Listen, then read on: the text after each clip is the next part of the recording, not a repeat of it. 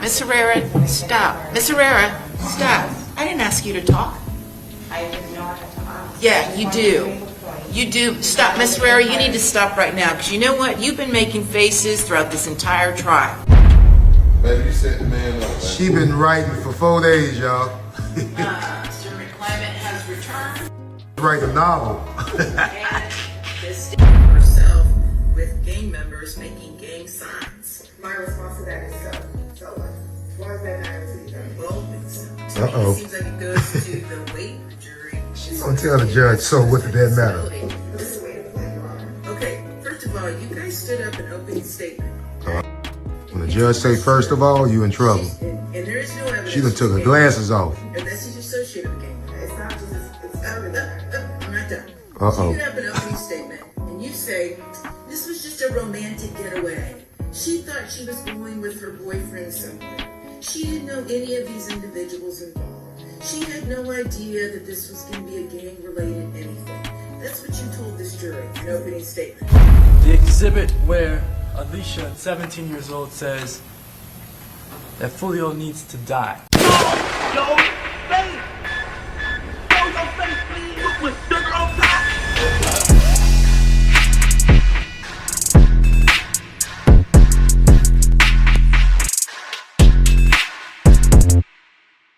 Alright, y'all. Now, I know by now, y'all tired of us saying it's over for Alicia, right? But it seemed like every time this girl appear in court, it gets worse and worse and worse. Now, we knew she was cooked before, right? But at this point, it's like they're just having fun, exposing all the evidence they have against her, and they're trying to prove a point to anybody out there who think they're going to get away with doing a crime this brazen in Florida. And to be honest with you, to see the amount of evidence they have and watching to see how they got it and how long they waited to get everything, it even has me hooked. And some of you gangsters out there living a life of crime, please don't think you're getting away with it just because they haven't came for you yet. More than likely, you aren't a big enough target for them, but the minute you become a problem on their radar, just know that they're coming. Now, in a nutshell, Alicia tried to play the role that she didn't know anything about Julio Foolio and how she don't know about gang ties. She didn't have any type of motive as to why she would want to harm him. She threw her boyfriend under the bus in the beginning, admitted guilt, but she proceeded to go to trial even after stating that she was guilty for what she did. So I don't know who coerced her into going the distance, but I'm sure she's regretting every bit of it. So we're going to get into more evidence that they have proven that she knew of Julio Foolio and the motive she has as to why she would want something to happen to him. This girl told the courts that everything was on her boyfriend, but yet she had screenshots of Julio Foolio in her phone of pictures of his foot being shot. Then they have ring camera pictures from the Airbnb, and her phone is pinged to every last location Julio Foolio went to the night he was unalive. And the car was on the scene at the time of the shooting, right? Then they have her interrogation video where the police is trying to let her know that they know for a fact that she's guilty.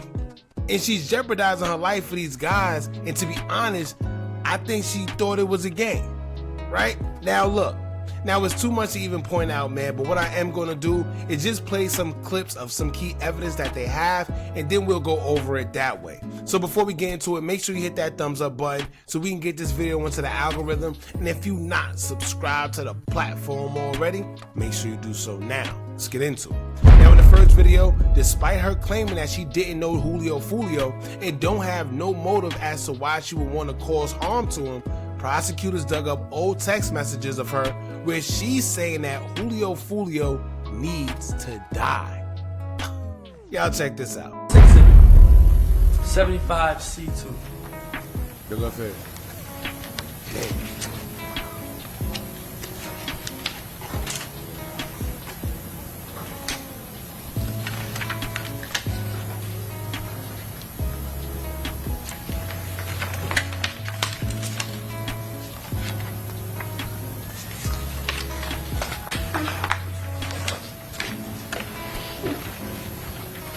The exhibit where Alicia, 17 years old, says that Foolio needs to die.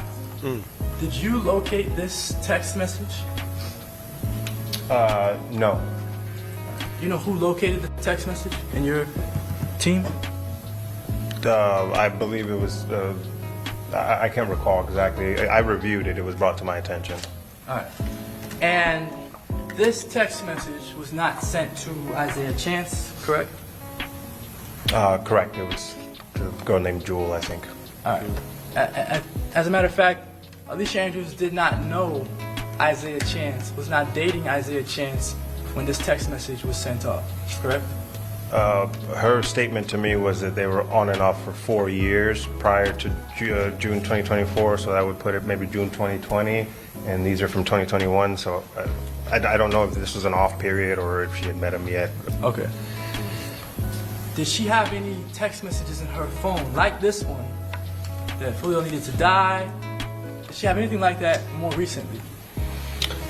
Again, from the iCloud, the more recent messages weren't backed up, so we didn't have any more recent. This is, I think it went up to 2022 or 2023. This is the only message where we found that she wished that Foolio would die. All right. In the messages that are in evidence, you do have messages from the week prior to this murder, correct? Alicia? So specifically the messaging that we have from Alicia's phone came, as far as to pick up the phone and all that, that actually came from defendant Sean Gaithwright's iCloud. So he had backed up his messages to be recent, but Alicia's device, iCloud, had not backed up its messages to be recent. All right, so you're saying that there are no text messages between Alicia Andrews and Isaiah Chance in the weeks leading up to the murder? Not that I have reviewed.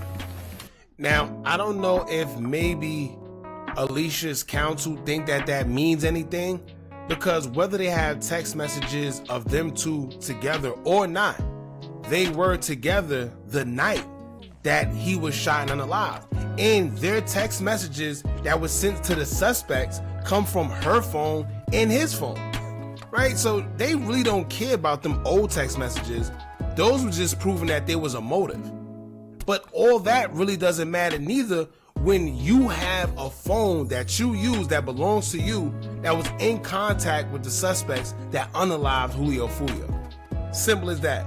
So I don't know what her counsel was trying to do. That was just a whole bunch of filler for nothing, to be honest with you.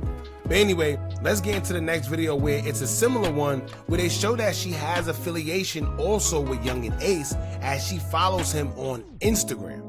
And this should also be a lesson for the non-believers out there that think that these people don't use social media in court. Once again, it may not be enough to solely convict you, but it's definitely enough to paint a narrative that pushes an agenda to get a conviction.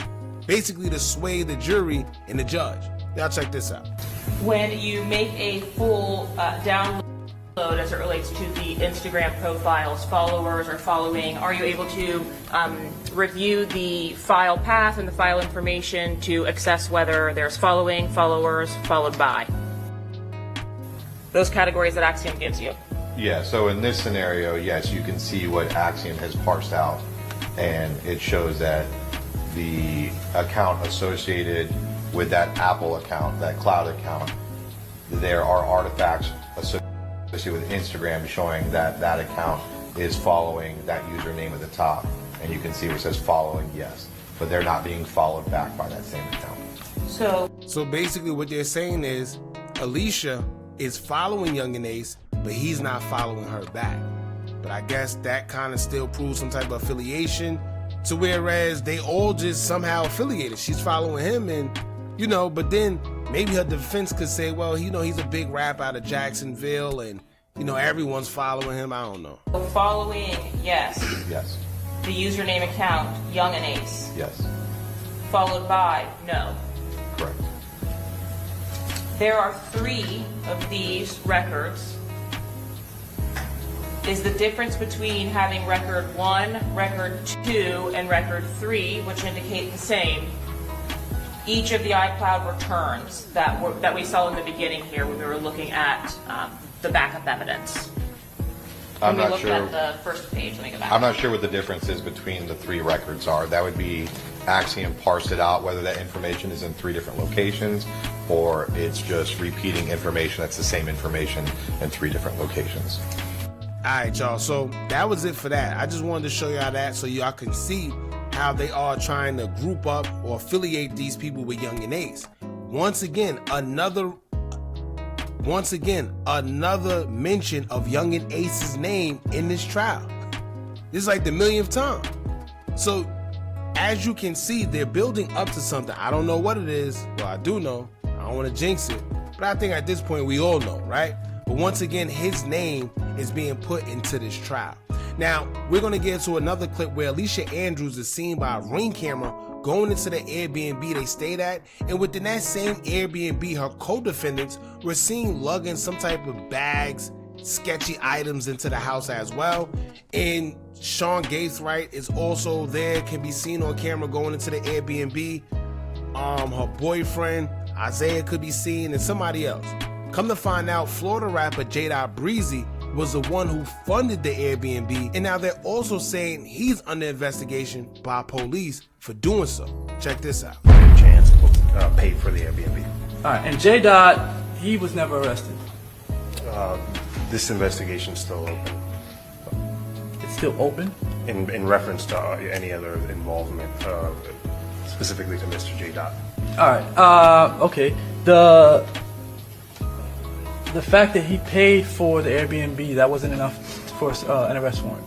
Or sorry, go The ahead. fact that he sent $390 on its own was not enough for an arrest warrant for J. Dot Breezy, correct? Was it enough for a search warrant? I can't. Stamp on this video, Yes, bottom right, 1955. and is that an accurate timestamp? It is. And what's being shown here? A defendant, Alicia Andrews, came up to the door, appeared to knock on it, and then turned around and walked away. And what's the approximate time? 1956 now. This is defendant Alicia Andrews walking into the Airbnb. Is this from the following day after the homicides occurred? Yes, 2:09 p.m. on June 23rd. And who's being depicted now on this Ring camera? Isaiah Chance briefly stepped out.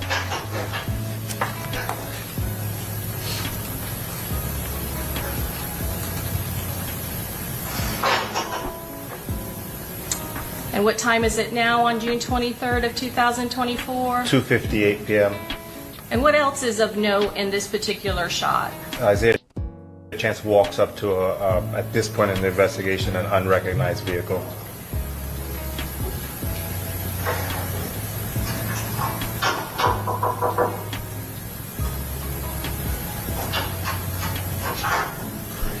Everything in 4K. This way I gotta watch out.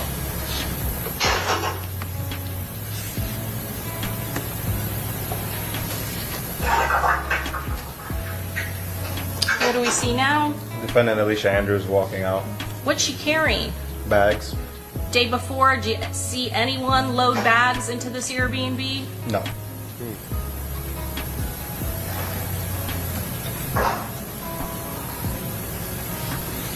Now, y'all gotta keep in mind that this is a day after the shooting took place. Basically the same day, because they said that Julio Foolio was unalived on the 23rd, but it was like, you know, early morning 23rd.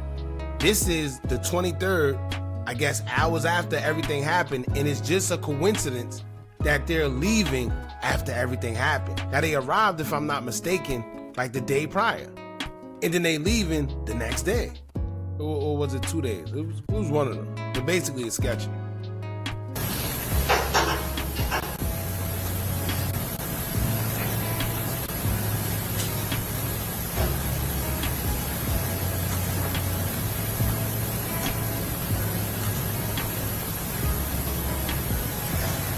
Who do we see there? Davion Murphy. Ever see him enter the Airbnb on June 22nd of 2024? No. So now it's like, what you doing there? You didn't go in the Airbnb. How you get there? Why are you there? And then Alicia was making it seem like they was just taking a trip, the two of them, you know, because they was just so in love with each other and they wanted to get away. So why is everybody, or why is all the suspects at this one Airbnb? Make it make sense.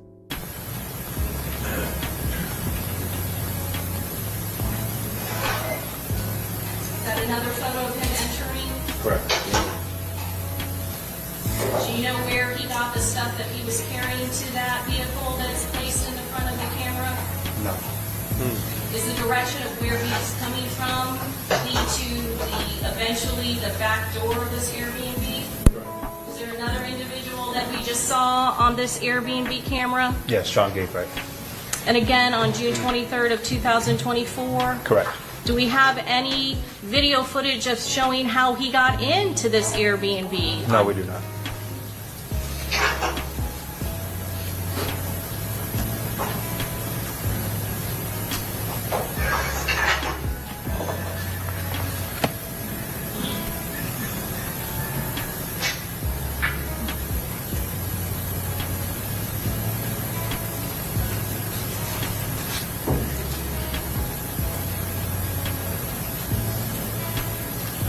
Now, this is Sean Gaithright coming into that same Airbnb, right? Now, mind you, they try to make it seem like it was just the two of them. They were so in love with each other, so they was at the Airbnb, but everybody and their mother is going in and out of this Airbnb.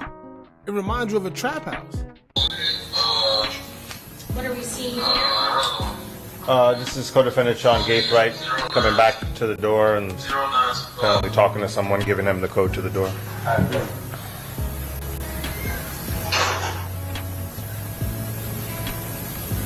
Okay, and is that vehicle no longer there? Yeah, yes, the vehicle SUV is gone now. Alright, so I played that just to show y'all that they used the Ring camera to pin all the suspects at this one house. And it basically shows that they were all affiliated with each other, right? From the people that actually did the shooting to the ones that was setting everything up, right?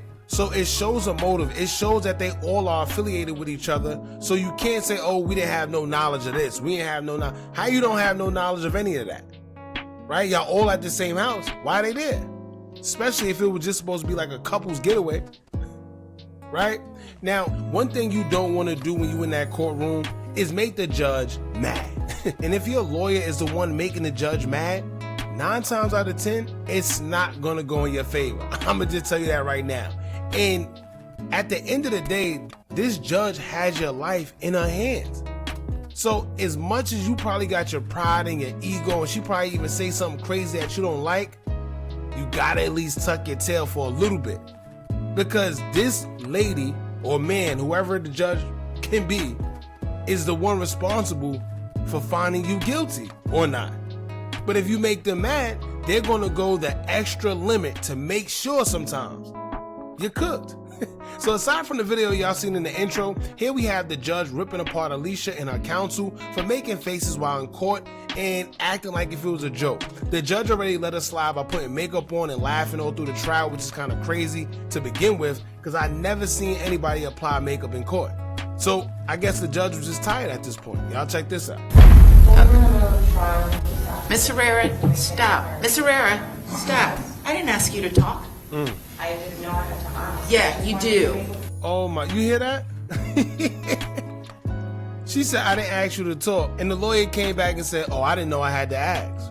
What? You talking like that to a judge? Where did she get this counsel from?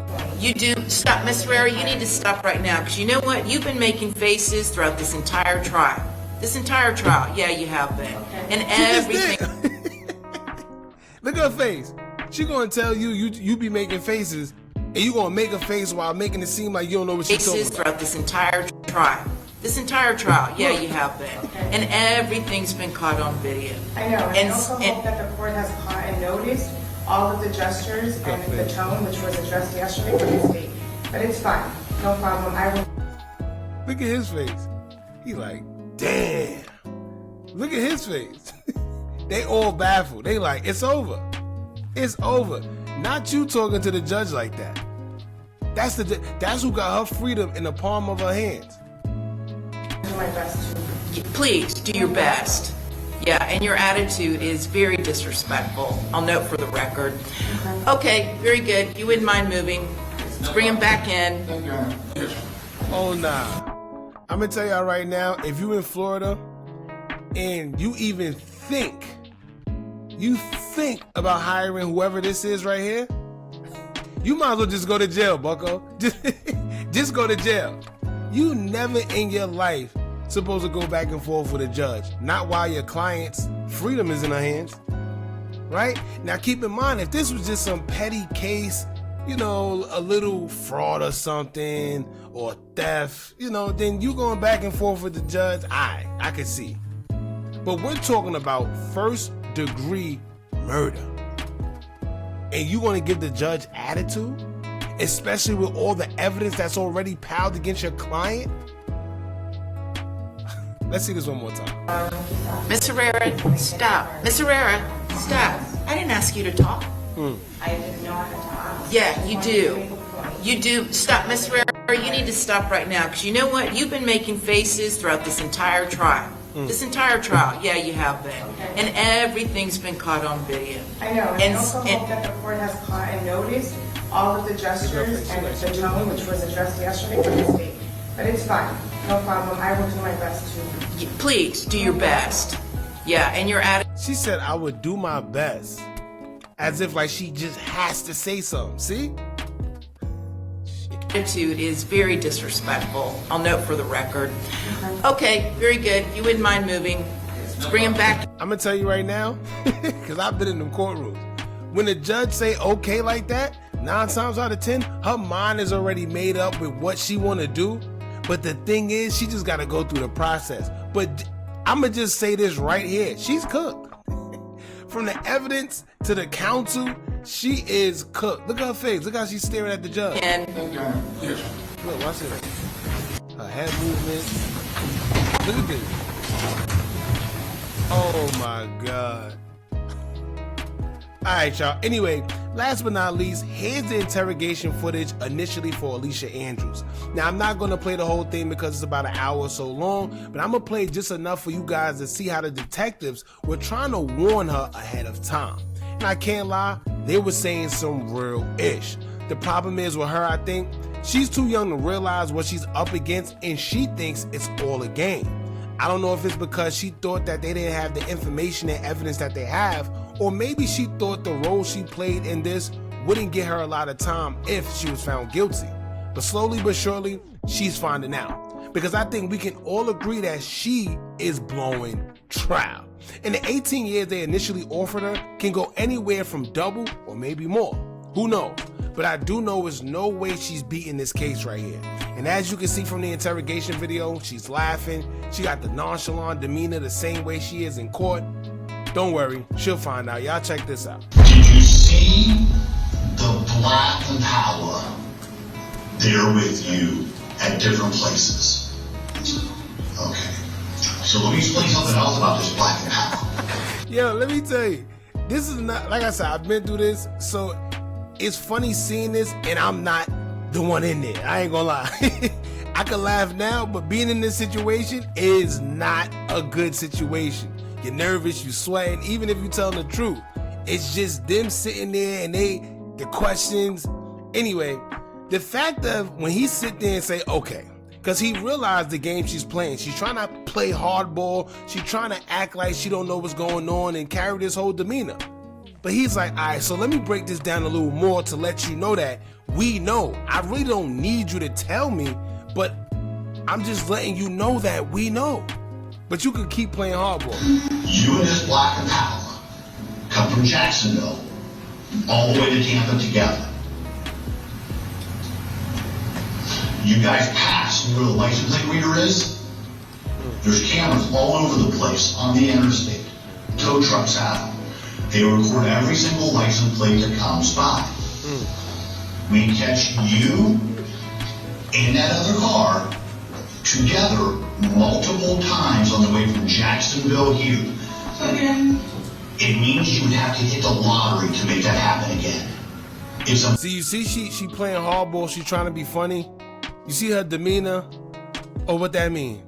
Like, she thinks she tough. She thinks she tough. Possible for those two cars to hit license plate readers hundreds of miles away at the exact same seconds that your two cars did because you followed each other all the way down. It's crazy you don't get it. So look at he tired of it. He like, listen, like you trying to be funny and you trying to look, she's laughing. She think it's a game. Look at her face. She talking about, I don't get it. Don't worry. You soon will. You know where the license plate is? Let me draw this, okay? You know where the license plate is? Or a camera that takes pictures of license plates, okay? The license. Here's a camera. Here's a camera. Okay? You're going down the interstate right here, and here's a car. Here's a Chevy Cruze. Picture taken. You have the license plate. Right behind it is another car. Picture taken. That means those two cars are together. Now, it means those two cars are traveling together at the exact same time at multiple places in the state, coming from Jacksonville to Tampa. And you're going to tell me, huh? Does that make sense to you?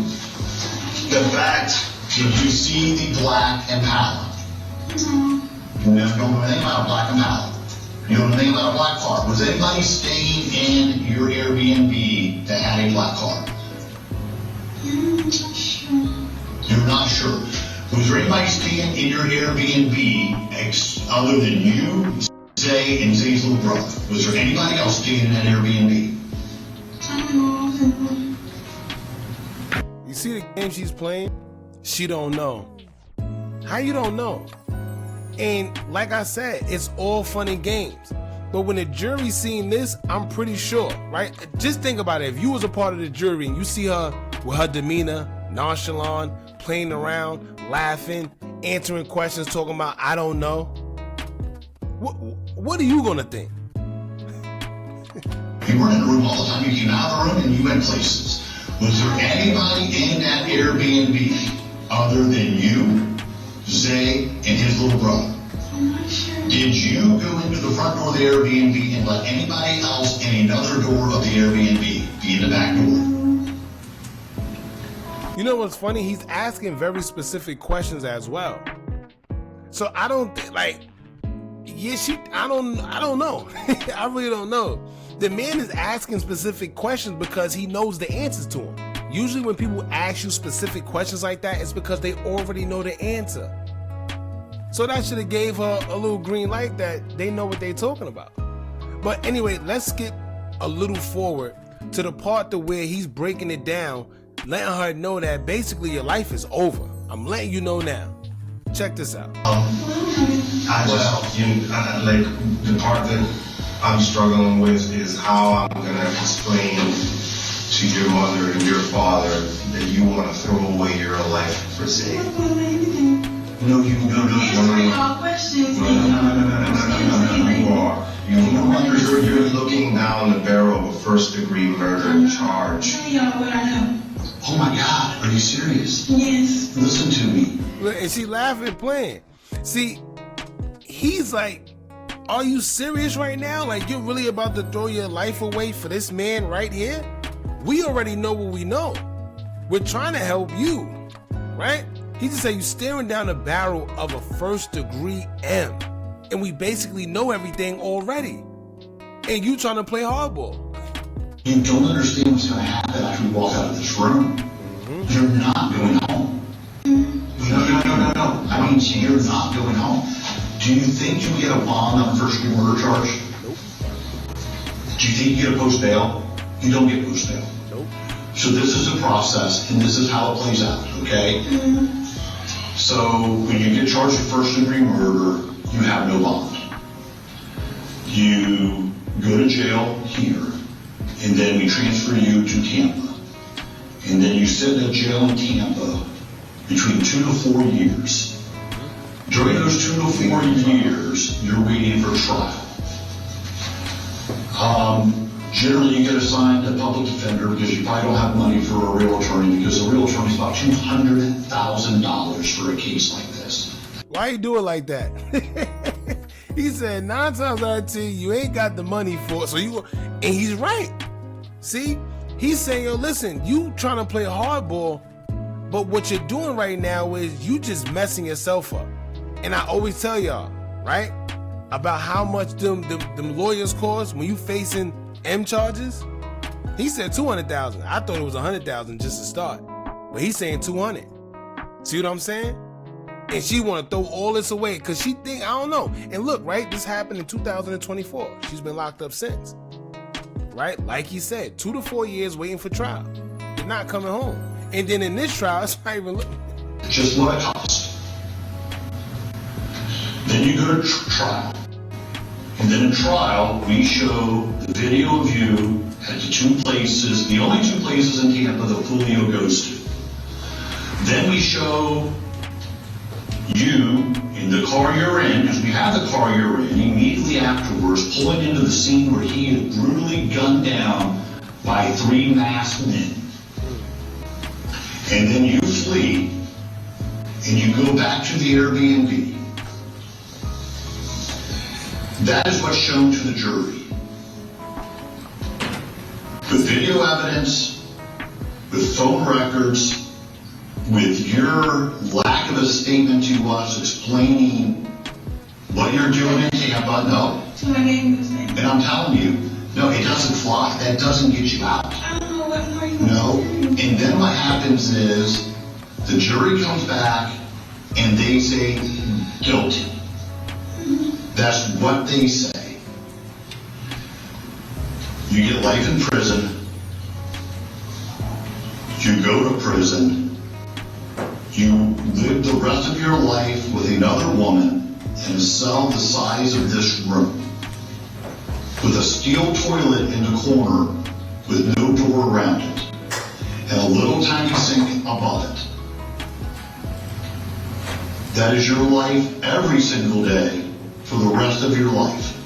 You have a guard telling you when to get up, when to take a shower, when to go outside to a caged yard with giant walls, when to go back to your cell, and when to go to bed. And the next day, they open the bars again, and the guard tells you what to do every part of your day. If you backtalk, you get lit, you get put in solitary confinement. You get food taken away from you. You have no freedom again for the rest of your life. There's none. So whatever you did today, I hope it was fun. I hope it was the most fun you have ever had in your lifetime. Because you're going to need those memories to carry you through the rest of your life. Because you won't make any more memories after today. You know what's crazy? I'm going to just stop it there. They went off on her. I'm not going to lie. They had a lot more to say. They was even saying, like, listen, you putting your parents through a lot, because even if they do want to help you with legal fees, they're going to have to put up their house and all type of craziness, right? And she don't realize that. But what made me mad is realizing how young she is, and look how she's acting. They're talking to her and they telling her real stuff, because that's going to be the rest of your life. Or because you want to act like you're a part of the streets. Or because you want to protect, I don't know, Isaiah, whoever you want to protect. Now, I get it. You don't want to snitch. Cool. If you can live with that, hey, so be it. But she's definitely going to find out real soon, because as y'all see, this case is pretty much, well, on the behalf of her, and the evidence they got is pretty much over. Alright, so y'all jump in the comments, let me know what y'all think about all this. How do y'all feel about all the evidence that they have against Alicia, and what do you think that means for the future when it comes to the whole Yungeen ATK? Because once again, his name was brought up for like the gazillionth time. Alright, don't forget to like, comment, share, and subscribe. Hit that bell so you're notified every time we drop new content. And remember, as long as you keep on watching, I'm gonna keep on dropping. I'm out.